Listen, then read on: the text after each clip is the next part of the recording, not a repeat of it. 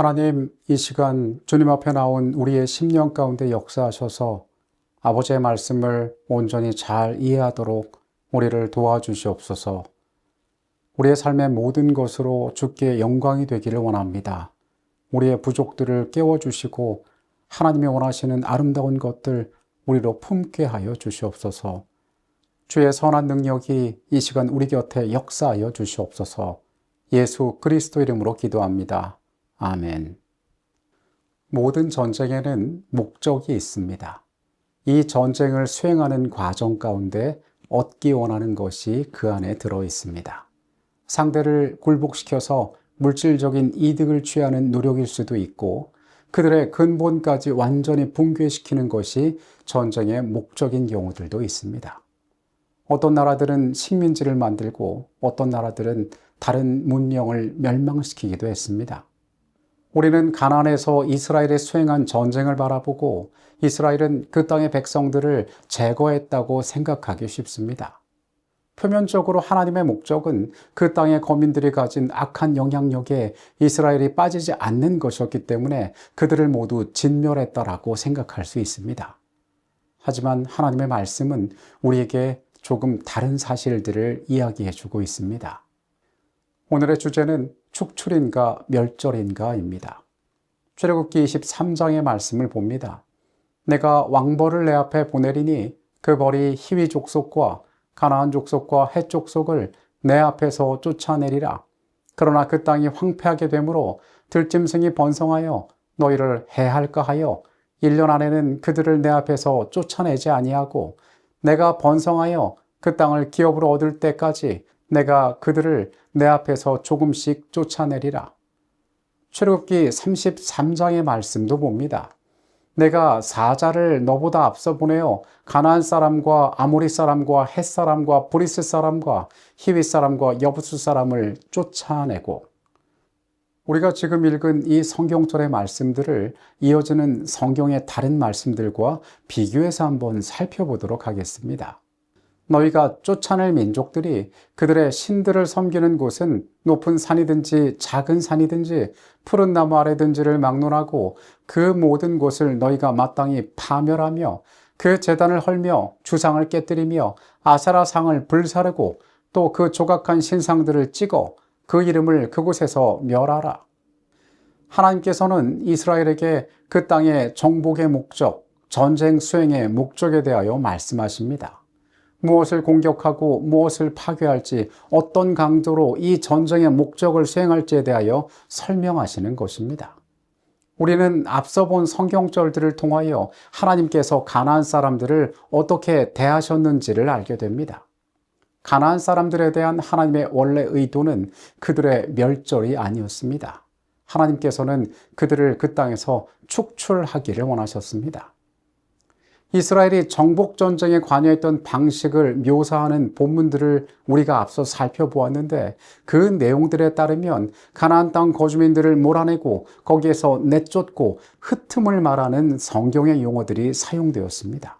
처음부터 하나님께서 그들을 죽이라라고 명령하신 것이 아니라는 사실을 알게 됩니다. 우리가 두 번째로 살펴본 성경의 말씀들 가운데에는 파괴를 나타내는 단어들이 나와 있습니다. 그런데 이스라엘에게 파괴를 명하신 그 대상들이 무엇이냐면 이교의 예배를 드리는 도구들, 그리고 그 우상에게 바쳐진 물건들을 파괴하라라고 말씀하고 계십니다. 즉 사람이 아닌 다른 무생물의 존재들을 파괴의 대상으로 삼으라고 하셨던 것입니다. 하나님께서 그 땅의 주민들은 쫓아내시고 그들이 섬기던 문화, 그들의 우상은 파괴하라고 명령하셨던 것입니다. 숭배의 장소와 제단은 분명히 가나안 종교의 중요한 구심점이 되는 역할을 하였을 것입니다. 하나님께서 전쟁의 대상으로 삼았던 것은 그 가나안의 부패한 사회와 문화였던 것입니다. 그곳에서 살아가는 사람 자체를 악으로 제거해야 할 대상으로 삼으셨던 것이 아니라 그들의 삶의 방식을 파괴하기를 원하셨다는 것입니다. 살펴본 것처럼 하나님의 명령은 매우 자세하게 구체적으로 주어졌습니다. 이스라엘은 그 땅의 것들에 물들지 않기 위하여 사소한 것까지 파괴해야 했습니다. 하나님께서 그 일을 명하신 이유는 이스라엘이 그것들로 말미암아 실족할 수 있기 때문이었습니다. 그러나 이 모든 일들의 가운데에 가나안의 모든 거민들은 정복전쟁 전이나 정복전쟁이 이루어지는 중간에도 개인적으로 하나님의 주권을 인정한다면 다른 곳으로 이동할 수 있는 기회를 얻을 수 있었습니다. 여호수아 2장에 있는 말씀입니다. 말하되 여호와께서 이 땅을 너희에게 주신 줄을 내가 아노라. 우리가 너희를 심히 두려워하고 이 땅 주민들이 다 너희 앞에서 간담이 녹나니 이는 너희가 애굽에서 나올 때에 여호와께서 너희 앞에서 홍해 물을 마르게 하신 일과 너희가 요단 저쪽에 있는 아모리 사람의 두 왕 시온과 오격에 행한 일 곧 그들을 전멸시킨 일을 우리가 들었음이니라. 우리가 듣자 곧 마음이 녹았고 너희로 말미암아 사람이 정신을 잃었나니 너희 하나님 여호와는 위로는 하늘에서도 아래로는 땅에서도 하나님이시니라. 그러므로 이제 청하노라. 내가 너희를 선대하였은즉 너희도 내 아버지의 집을 선대하도록 여호와께로 내게 맹세하고 내게 증표를 내라. 그리고 나의 부모와 나의 남녀 형제와 그들에게 속한 모든 사람을 살려주어 우리 목숨을 죽음에서 건져내라. 그 사람들이 그에게 이르되 내가 우리의 이 일을 누설하지 아니하면 우리의 목숨으로 너희를 대신할 것이요 여호와께서 우리에게 이 땅을 주실 때에는 인자하고 진실하게 너를 대우하리라. 우리가 이번 기회에 살펴보았던 여리고성의 기생 라합의 고백이 이곳에 나와 있었습니다. 그녀 역시 가나안 사람이었지만은 그녀와 그녀의 집은 구원을 받은 사건을 우리가 여기서 보게 됩니다. 그들에게 기회가 주어졌고 그것을 붙잡았던 것입니다. 그렇다면 하나님의 이러한 명령에도 불구하고 대부분의 가나안 사람들이 멸망당한 이유는 무엇 때문이었을까요?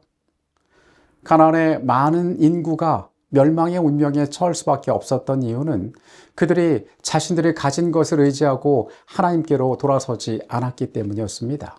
내가 만든 성과 내가 갖고 있는 무기로 말미암아 그들을 저항할 수 있고 그들을 대적하여 승리할 수 있다고 그들의 마음에 믿고 있었기 때문입니다. 여호수아 11장은 말합니다. 기브온 주민 히위 족속 외에는 이스라엘 자손과 화친한 성읍이 하나도 없고 이스라엘 자손이 싸워서 다 점령하였으니 그들의 마음이 완악하여 이스라엘을 대적하여 싸우러 온 것은 여호와께서 그리하게 하신 것이라. 그들을 진멸하여 바치게 하여 은혜를 입지 못하게 하시고 여호와께서 모세에게 명령하신 대로 그들을 멸하려 하심이었더라. 우리가 하나님의 전쟁에 대한 명령 가운데 살펴본 것처럼 하나님께서 처음 의도하신 것은 그들을 멸하시는 것이 아니었습니다. 그러나 그들은 이 과정 가운데 하나님께서 주신 기회를 붙잡지 않았다는 사실을 우리는 알게 됩니다. 심판은 그들 스스로 선택한 운명이었습니다.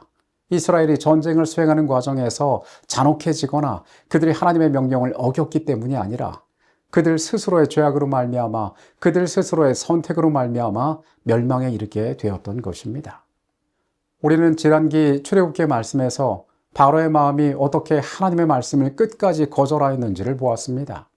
하나님께서는 모두에게 기회를 허락하셨지만 그 문을 닫을 때에 그들도 그들의 세상과 그들의 문명과 함께 파괴되고 말았던 것입니다.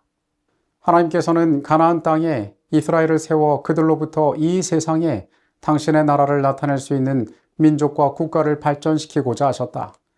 이스라엘 백성들은 참 종교의 후계자가 되어야 할 뿐 아니라 그 원칙을 온 세계에 전파하여야 하였다.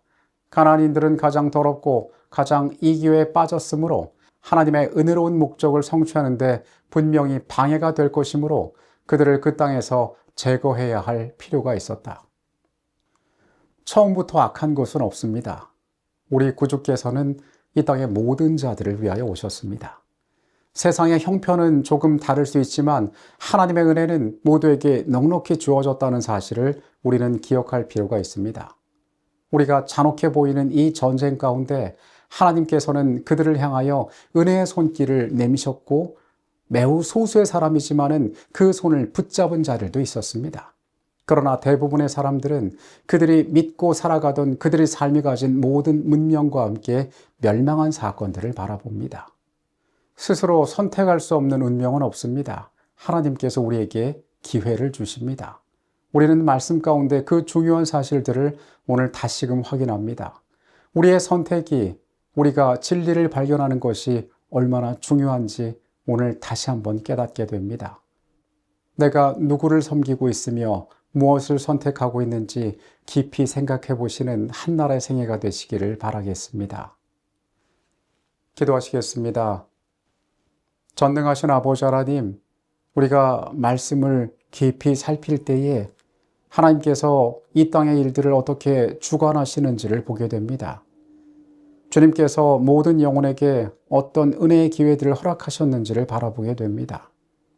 주님, 우리에게 넉넉한 은혜를 베푸셨음에도 우리가 그것을 붙잡지 못할까 두렵습니다. 주의 은혜를 붙잡을 수 있는 겸손하고 섬세한 마음을 우리에게 허락하여 주시옵소서. 하나님, 부족한 우리의 인생들이 주의 선한 뜻을 구하고 있사오니 하나님, 우리로 그것들 또한 알게 하여 주시옵소서. 주님의 선하신 은혜에 감사드립니다. 예수 그리스도 이름으로 기도합니다. 아멘.